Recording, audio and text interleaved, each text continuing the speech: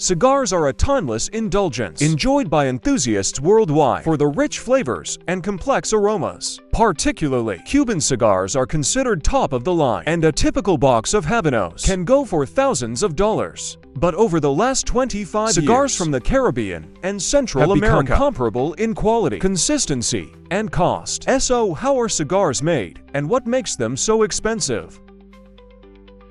From the cultivation of tobacco to the final product, a good quality cigar goes through 500 manual tasks. That's a lot of manual labor, especially in an era where everything is automated. No wonder the prices are so high. And the journey of this highly priced delicacy begins on the tobacco farm. Ideal growing conditions, including the right climate and altitude, play a crucial role in producing high-quality tobacco. Broadly, a cigar is made up of the following types of tobacco. The Ligero leaves come from the top part of the tobacco plant and receive the most sunlight. These leaves are known for their strength and full-bodied flavor. Ligero contributes to the overall power of the cigar, providing a robust and intense smoking experience. Seco leaves are located in the middle section of the tobacco plant. They are characterized by a milder flavor compared to Ligero and are known for their aromatic qualities. Seco leaves contribute to the overall bouquet of the cigar, enhancing its aroma and providing a nuanced and complex smoking experience. Volato leaves come from the bottom part of the tobacco plant and receive the least sunlight.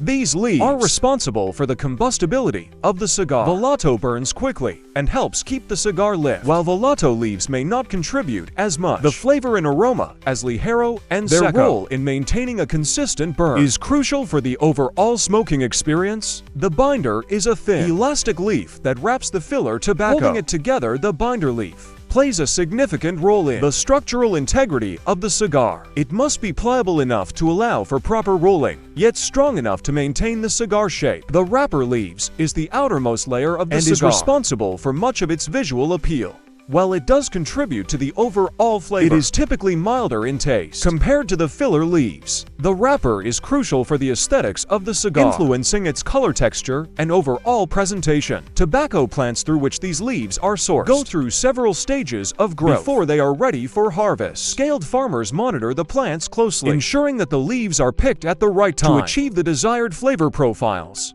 Harvesting is a manual process, as the delicate leaves need to be handled with care to prevent damage after harvesting. The tobacco leaves undergo a curing process. Curing involves drying the leaves to reduce their moisture content. Gradually, the leaves are cured when they have passed from bright green, flexible, fresh leaves to dried brown or yellowish leaves. Chemically, the naturally occurring chlorophyll in the leaf gradually breaks down and is replaced by carotene to cure the harvested planters, strung to narrow ships of wood called laths. The laths are hung from the ceiling of a well-ventilated curing barn in dry weather. They may cure simply by hanging, a process called air curing.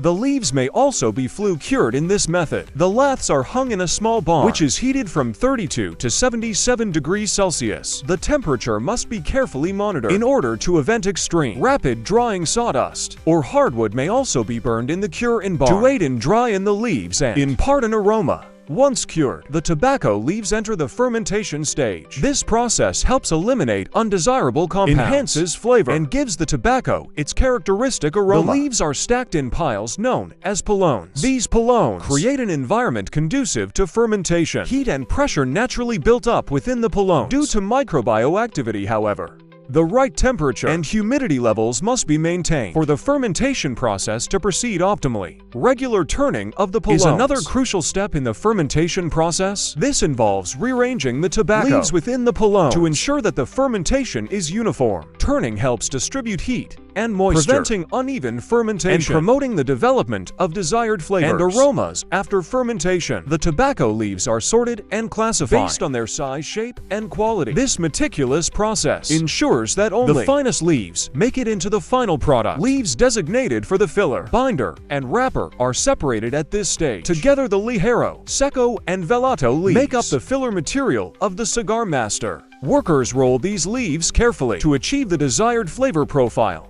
This is difficult work, and it may take a year for a roller to become proficient. The filler must be packed evenly for the cigar to burn. Smoothly scaled torsadors or cigar roller sit at small tables with a tray of sorted tobacco leaves on and space to roll out the cigar. First, the worker selects from 2 to 6 leaves for the filler. These are placed one on top of the other and rolled into a bunt. Then, the worker places the bunch on the binder leaf and rolls the binder leaf cylindrically around the filler.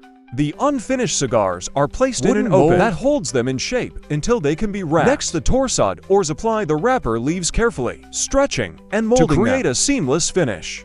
This is the most difficult step. The worker takes the partially completed cigar out of the mold and places it on the wrapper leaf. With a special rounded knife called a chevita, the worker trims off any irregularities from the filler. Then the worker rolls the wrapper leaf around the filler in binder 3 and secures it with a small amount of vegetable paste. The worker then cuts a round piece out of a different wrapper leaf. This is sometimes done by tracing around a coin. This circle is then attached to the end of the cigar. With paste, they say that this job is truly an art, a craft that is not taught in any school, but is transmitted from one generation to another. This is considered a natural talent, a time-honored craft these days. Most torsadors are women aside from hand rolling. Cigars may also be machine rolled. Although cigars made by machines are considered inferior to handmade cigars, they still cater to the growing market, and more companies have begun to rely on machines to meet their production quotas. A typical cigar machine may require several workers to tend to its different functions. One worker feeds tobacco leaves onto a feed belt guide bars that are adjusted for the length of cigar desire. The machine bunches the leaves, forming the filler. A second worker places the binder leaf onto the binder. The leaf is held down by suction, and the machine cuts it to the proper side. The filler then drops onto the binder die. The machine rolls the binder around the filler. A third worker places the wrapper leaf on a wrapper die. The partially completed cigar drops onto the wrapper die, and the machine rolls the wrapper around the cigar. A fourth worker inspects the completed cigars and places them in trays once the wrapper is applied. Both machine and handmade cigars are shaped, pressed to ensure a consistent size and firmness. This step helps the cigar maintain its structural integrity and contributes to an even burn. The shaped cigars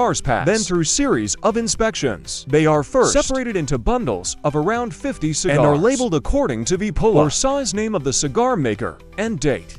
The bundles of cigars are then weighed. Each bundle must conform to a particular weight. It will show that the cigars are either too loose. This is a critical element in cigar making because cigars that are wrapped too tight will not be able to draw smoke easily, while cigars that are wrapped too loose will burn too hot. After passing the strict weighing procedure, the cigars are individually inspected. Cigars that do not pass the evaluation are sold as second-class cigars. Cigars are not ready for consumption just yet. They undergo a crucial aging process, allowing the different tobacco components to harmonize and mellow. This process usually takes place inside cedar bins, shelves, or drawers. The duration of aging varies, with some cigars requiring a few months, while others benefit from several years of aging and carefully controlled environments.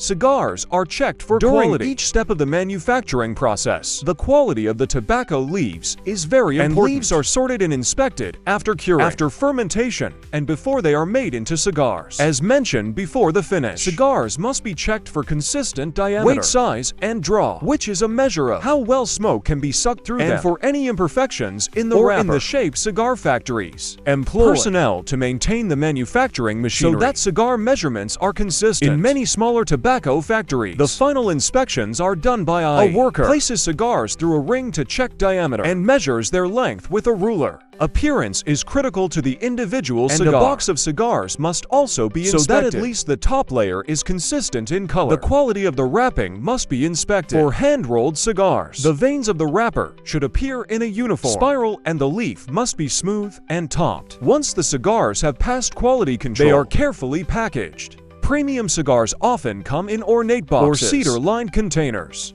The packaging serves not only as a protective measure, but also contributes to the overall experience of enjoying a fine cigar. That was all about how cigars are made. If you enjoyed this video, you're going to love this one.